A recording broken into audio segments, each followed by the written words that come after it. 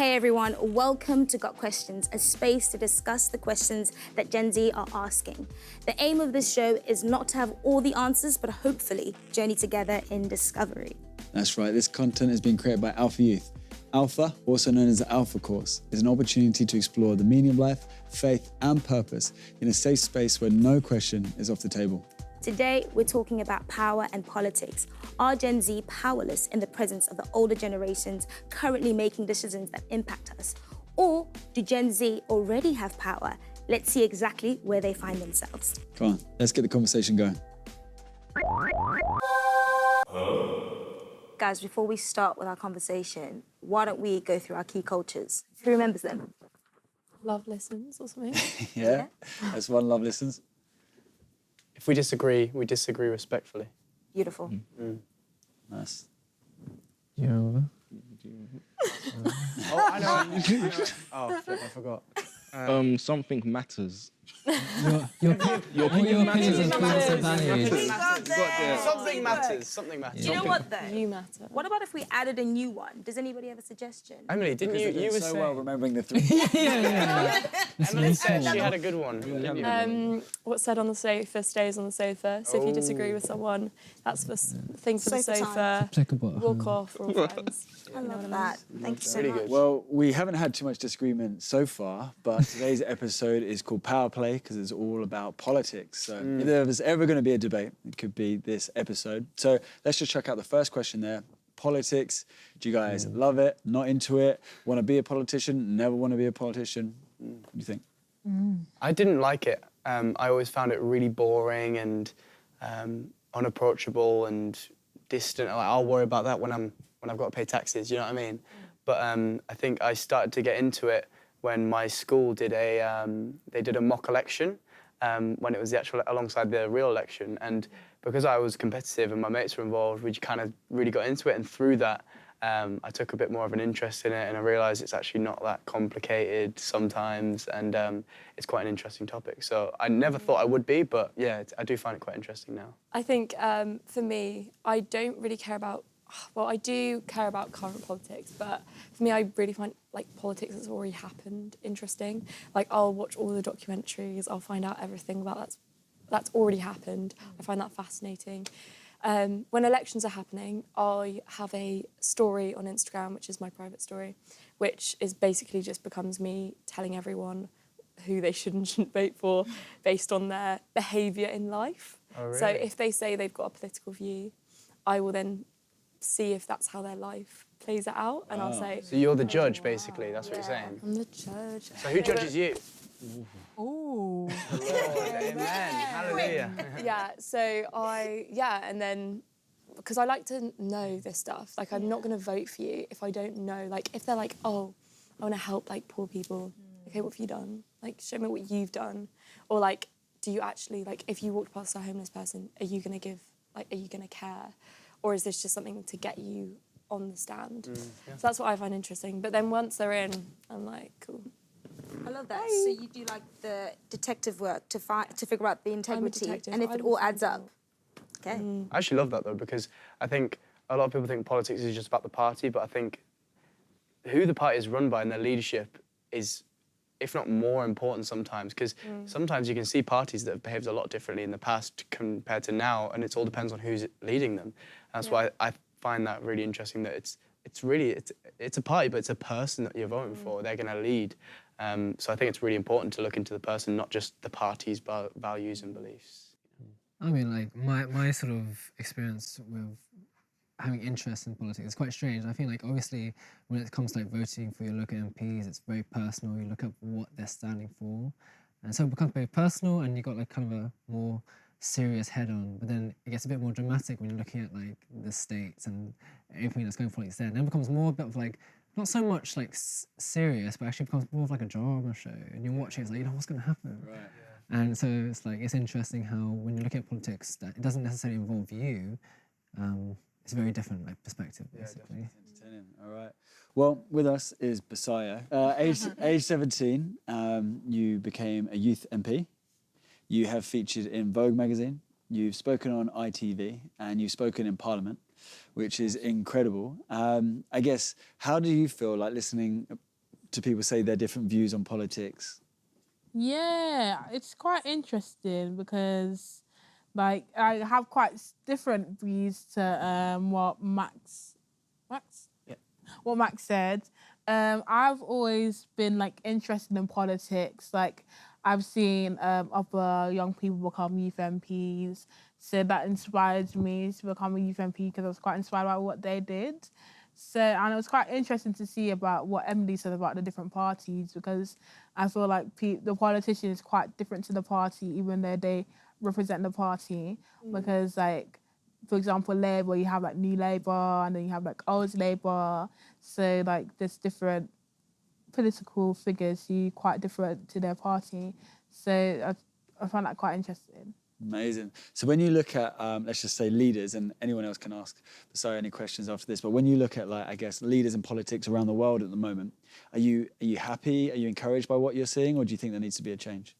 I thought there needs to be a change. I think that, like, the leaders are quite selfish, because Jesus' value was all about being like a humanitarian, like going after the poor and being with the widows and being with the marginalised. But a lot of politicians are quite selfish and have a lot of like ambition for themselves, which is good. But when it comes to representing the people, it's not really the best, because like there's different like political and different sociological classes in society, and especially young people that, like what we're talking about today, they feel politically apathetic because they feel like politicians don't listen to them. So I feel like politicians need to engage more of the youth, and it's like, even though young people can't vote, still have that youth voice there. We were talking sort of about how when you pick, some politicians aren't great, but then you also go like the party that they stand for, right?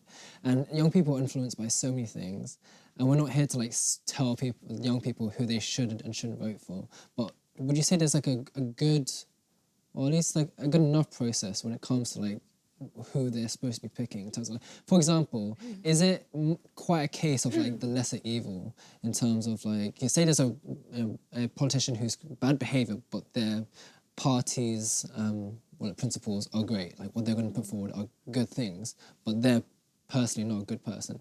But then you get a politician who is a good person, but what their party stands for aren't great things. Yeah. So like, how are young people able to like bring this all together to like, who should we actually vote for? It's quite hard to separate the person from the party, because the person is meant to be influenced by the party. But there's a few quizzes online, like political quizzes online, where you can just fill out a few details and it aligns with your party. How did it feel to represent London Youth in Parliament? So at first, it didn't really feel like real, because I was in a room. There were loads of people there, but it was just in the room, and like the speaker was there, John Burko, and I was just like doing my speech. I was just like saying my speech. But then when it came out, I think it was a Sunday on TV, that's when I felt really honoured and really privileged. And then when it went viral on Twitter, it received like 96,000 views on Twitter.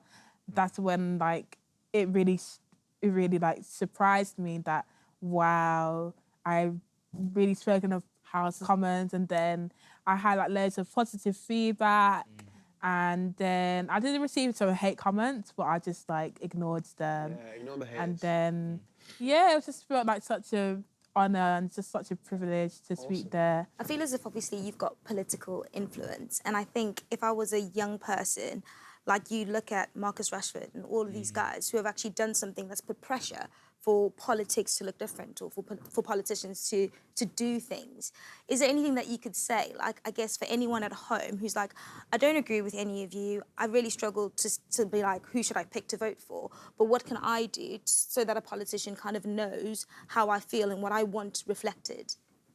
You could write to your MP, you could sign petitions in Parliament, you could like go to your MP's constituency hours.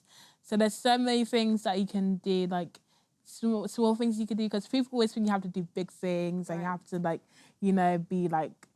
be going to like protests or like go into different like big things, but there's small change is better than no change. That's what I believe. Because if you look at your journey, it started with you seeing the need in your area. It was about knife and gun crime, right? Is that what kicked everything off? Is that how your journey in politics really started? My journey in politics started when I was 12. Right. So it started when the Olympics happened. And then there was an organisation in East London that was about tackling the Olympic legacy and like bringing it forward. And there we were able to organise a music festival where 13,000 young people came. And then after that, I've just been involved in different local campaigns. So I went to Gambia in 2017, representing London. And then in 2018, that's when I did my parliament speech about why knife crime should be made a priority by the government and by the UK Youth Parliament. And then from there, like I've done different political campaigns in Parliament. I organised a conference in Parliament in 2019. I love that. I was watching Power Rangers when I was 12 years old. But anyway, right now we're going to head to Zoom. I know we all love Zoom. We've been chatting to young people across the globe about this very topic, so have a look.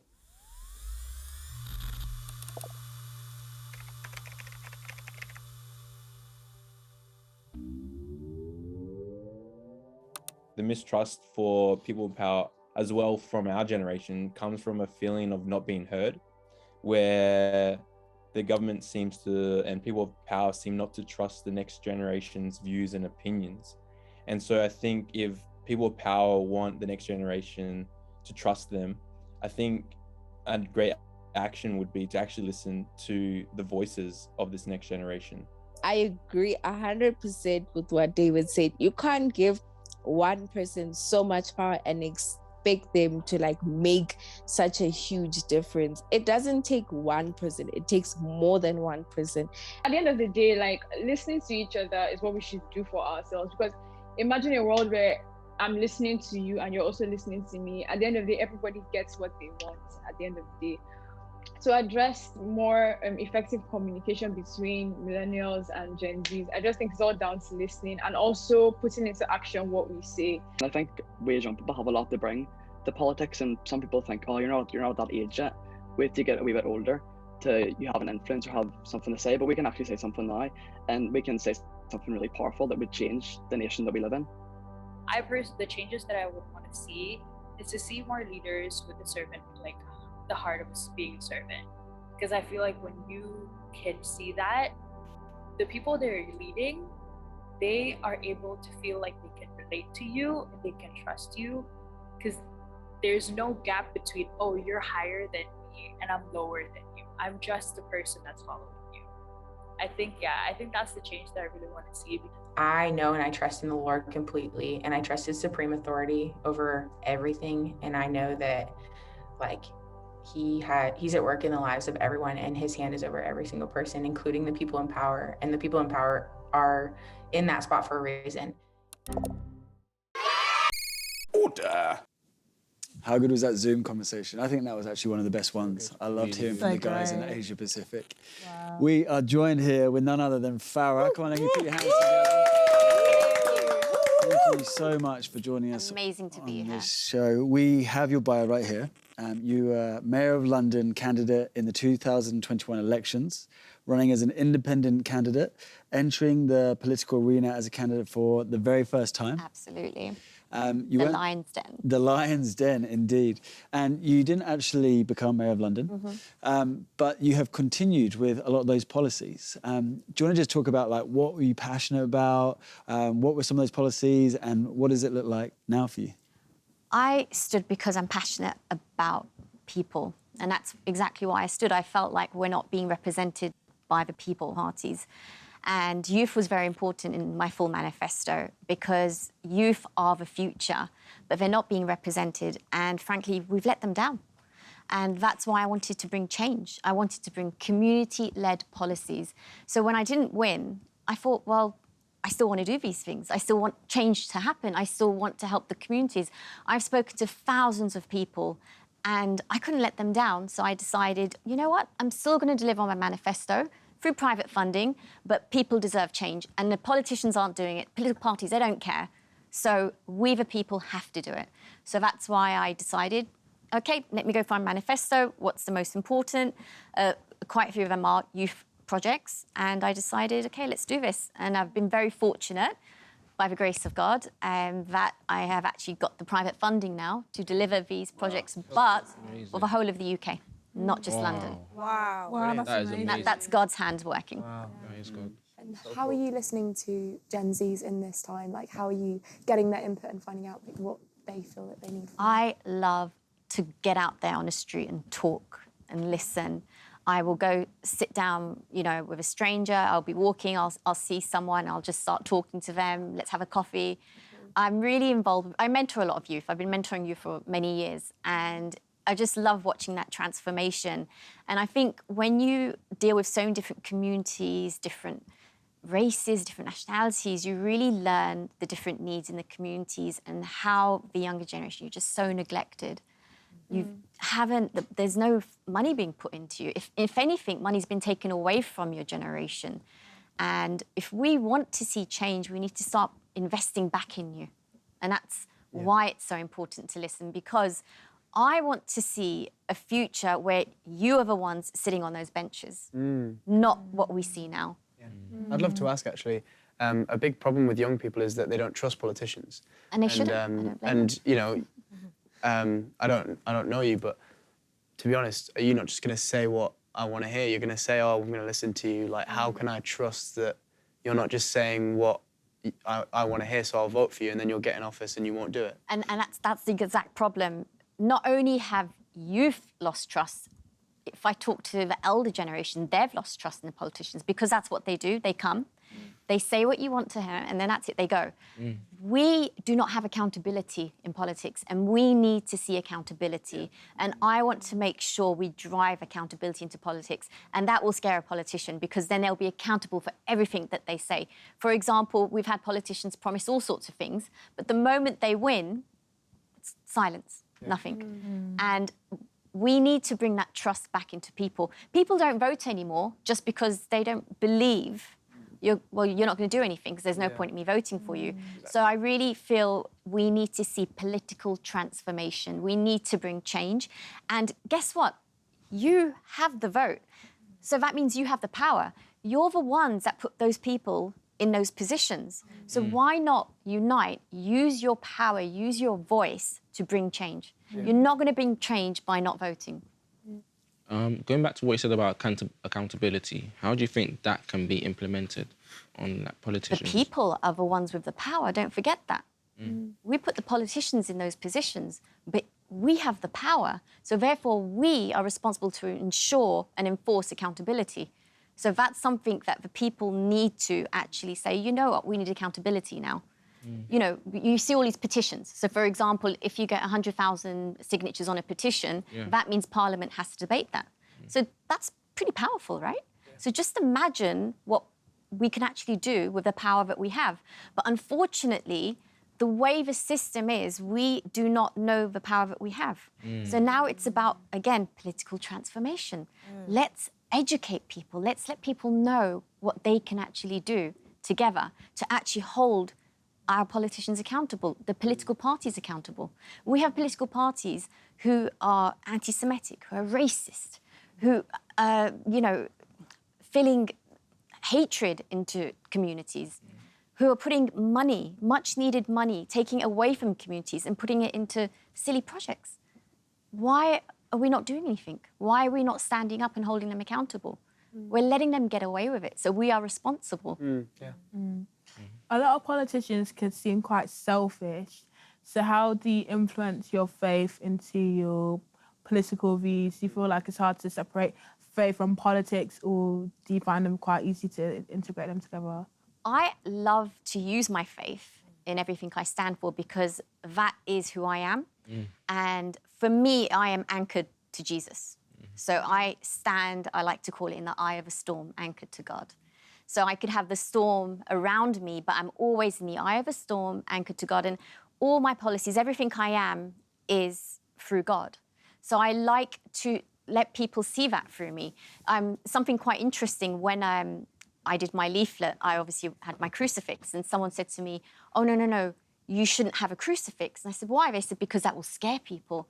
I said, but that's who I am. And I'm proud to be who I am. And I want people to know who I am because I want to be an example to them that they do not need to be scared of a Christian person. If anything, I have worked with the Jewish community, the Muslim community. I even spoke at a synagogue where the rabbi speaks. They invited me to come and speak as a Christian woman in a synagogue. And that hasn't happened before. So it's so incredible when you go on that journey with people, but they see that you're there for them, you stand for them, you're going to fight for them. They will welcome you in. So I think it's so important. Be who you are. Do not try to put your faith separate. If that is who you are, use that. Yeah. Pharaoh, how do you feel Jesus would interact with today's politicians then? I think Jesus definitely would want us to go back to basics. Humanity. That's what's missing in politics. There's no more humanity. Unfortunately, politics is full of ideologies now. So I think there's too much noise. It's too loud. There's too much arguments. Nothing is getting done. They're too busy shouting over each other. Now, thunder does not make the wilderness grow or plants grow, but the rain does. So I feel if you have been given authority by God, you're in a position of power, you need to make sure every word that you use is a raindrop into someone's heart, into their mind, into their soul, so you can flourish them and grow them so they can bring change together. So I think that's so important. Use your voice, but speak with intelligence. Love when you started running for Mayor London, you came to my door just because I was someone, in church, and you spoke to me. And the one thing that shocked me was that you were very accessible. And then when I got chatting to you, I found out that actually you've just given your number to everybody. Yeah. And so listening is very important to you. And one of our key cultures on Got Questions is that love listens. Tell me, how much has listening really played a part in what you do? And why did you give your phone number to everybody? And did anyone text you anything weird? I thought it was important because leaders aren't accessible and there's always them and us, and I want us to actually come together. I think that's so important. I think everyone should be accessible. So that's why I was the most accessible candidate. And yes, I did get all sorts of messages, calls, even we had WhatsApp available. But what was really great was someone would call the campaign number and they say, oh, I've got a question for Pharaoh. And then they're like, oh, would you like to speak to her? They're like, sorry, what? Like, yeah, would you like to speak to her? And I said, hi, how can I help you? And they're like, is this really you? Wow. Really, this is you? I said, absolutely. And then I would take the time to listen to them. It could be half an hour, an hour. But it was so important. They really appreciated that.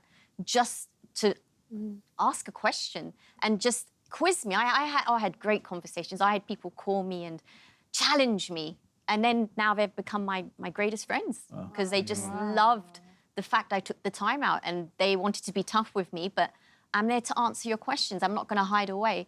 Politicians hide away. They won't say yes, they won't say no. So if we want to trust our leaders, they need to answer the questions. Awesome. Do you have any encouragement in terms of like young people who want to actually pursue going into politics, basically? I want to encourage any young person, just get involved. Find out what policies are you passionate about? What changes do you want to see? That's really important. What changes do you want to see? What are you not happy with?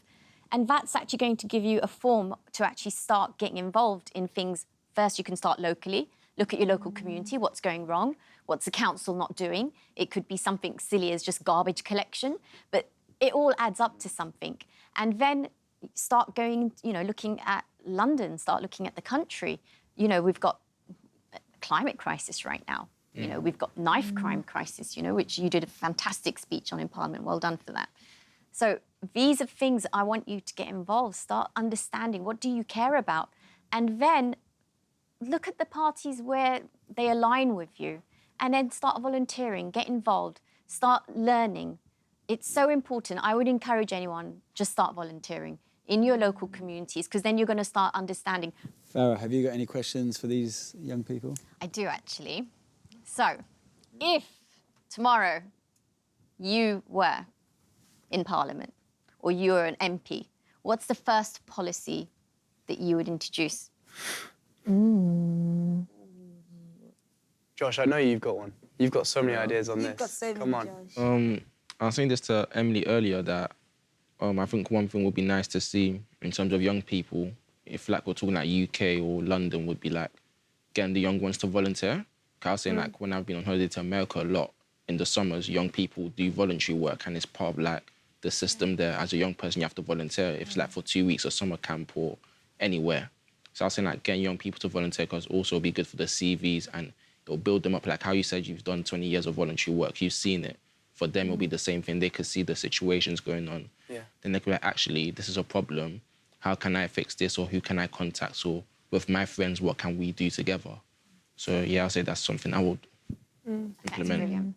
I think I'd just love to, I don't know if there's an actual policy for this, but I just think there's not enough women in Parliament, to be honest. I think, you know, I actually wanted to ask, like, have you found that difficult being a woman in power in Parliament? And, you know, and was that maybe a reason why you struggled in the mayoral campaign? Or is it something that you think is, you know, becoming easier for women to get into, or is it still the same kind of stigmas, or what do you think? I personally, I love empowering women, and not enough women stand up. And in Parliament, we don't even have a 50-50 Parliament between men and women.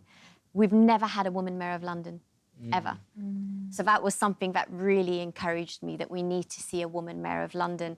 So it actually is something that I do hope it does bring change. For me, I'm very blessed to have God in my life, which gives me the faith and strength that I need. So I never felt intimidated or anything like that because I'm a woman, because I know who stands above me. And that's where my focus is. I don't look around, you know, the men around me. I'm focused on God. I have a great relationship. So he gives me the power, the strength that I need. So I would say it's something that we do need to see more of. We do need to empower more women. Like what you did was absolutely brilliant, and I really hope that you don't stop. Keep fighting, speaking for people. It's so important. Incredible. Pharaoh, thank you so much. Thank you for being so inspirational. Thank you for encouraging us and sharing so much. We've loved it. Why don't you give so much. a round of applause to Pharaoh? What a blessing. But also, why don't we end this in prayer like we always do? Who would like to pray? Yeah, I can pray. Go for it. Yes, Father, we thank you for this incredible conversation. I pray that as we go end of this evening, that you continue to speak to all of us and those who are watching, that you speak to all of us as we surrender all of our thoughts and our feelings to you, that we put everything that we do in service to you, Lord. And pray that you stir something inside us to be passionate about change in our lives and the world around us and our communities, Lord. May you just fill us with your love. In Jesus' name we pray. Amen. Amen. Amen.